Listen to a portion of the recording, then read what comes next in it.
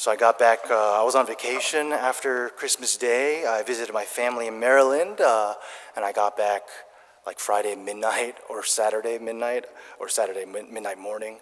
But it's good to be back. I think I gained a few pounds eating a lot of food at home. But anyways, it's good to see you all. You know, back in 2012, when I first entered seminary, the Pope at the time was Pope Benedict XVI. In 2013, the following year, he had abdicated his pontificate. He had kind of relieved of his duties, and then Pope Francis, right, was elected Pope. And so the majority of our youth, of you all, only know really of Pope Francis, and now Pope Leo XIV. Something that you may not know about Pope Benedict is that, you know, he was arguably one of the most intelligent persons in the entire world.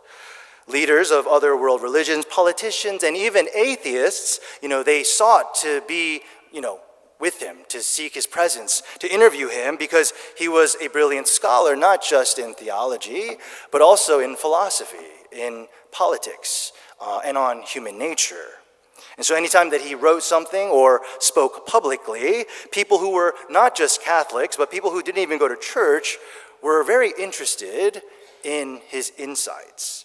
Right? You can find many of his writings or his speeches online, and they are engaged in meaningful dialogue in topics such as, like, what does it mean to be a human person?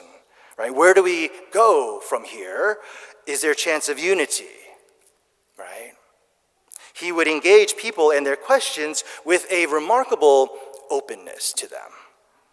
Right? One of the marks of Pope Benedict is that he said, as believers, right, we don't possess a truth, we are possessed by truth itself. Right? We do not possess the truth, but the truth possesses us, the truth being Jesus Christ, right, who is the way, the truth, and the life. And so while we, of course, pay extra care, extra attention, right, to what Jesus said, what he taught, right, and what he passed on to his apostles, to his church, to the magisterium, at the same time, we are also to be constantly open to wherever, to whenever truth might show up. That is Jesus Christ. Right? To not be categorized, to not identify yourself or to like rule yourself in one box or another, saying, oh, I'm on the right or I'm on the left. To be this kind of person or that kind of person. Rather, to really, truly learn from everybody and to really engage, right, in conversation, right? Is this real? Is what you're saying really true? And with that openness, right, to then invite others in a similar dialogue, right? Some of Pope Benedict's most famous writings is a 3-series book on Jesus. It's called Jesus of Nazareth. You may have come across it. The first book, it deals with Jesus' infancy narratives, right, when he was born and all that. So Advent and Christmas. And in the 4th chapter of this book, he talks about today's solemnity of the Epiphany of the Lord and the significance of the Magi. Quick kind of trivia question. How many Magi are there? Can anybody tell me? How many Magi or how many kings are there? You can just shout it out. Anybody? Does anybody have any idea? Is it 1? Is it 2? I don't know. You can kind of see. It's kind of cheating, I think. You can look at the crest. So kind of typically people think it's like 3 Magi, right? 3 wise kings. But actually the Bible never mentions that, right? But we have a lot of songs. We kind of have a lowercase tradition that it's 3 wise men. But the Bible itself never specifies. Anyways, one of the points that Pope Benedict makes about the Magi is that they proactively, they virtuously engaged in this restlessness, this deep longing that they had in their hearts, in their lives.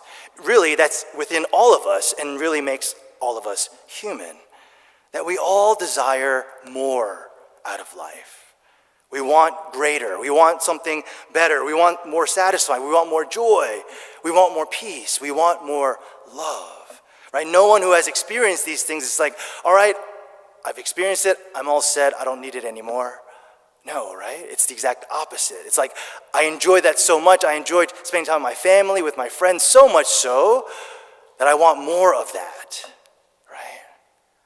And so the Magi, they recognized this restlessness, this longing inside of them, and they engaged it to the point where they were moved, they were guided by a star, right? A bright, shining star in the sky, right? They knew and understood that they were not content with life and that this hunger that they had wasn't a problem with them.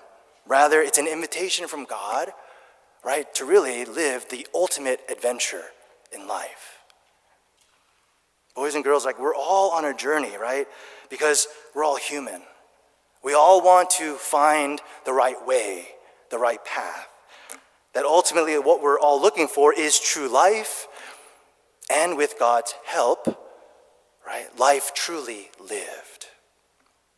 In John's gospel, Jesus says, right, I came so that they might have life and have it more abundantly, right? That we may have life, and not just life here on earth, but life eternally, right? Life forever with God, with our Blessed Mother, with all the holy angels and saints. And so, boys and girls, today's wonderful celebration of the Epiphany of the Lord proclaims that every body is somebody important to God. And so really should be important to each and every one of us. And that everybody can participate in his body through the body of Christ, the Eucharist. So that in turn, we then can become his body, right? The body of Christ, this shining star of Christ's light in the world.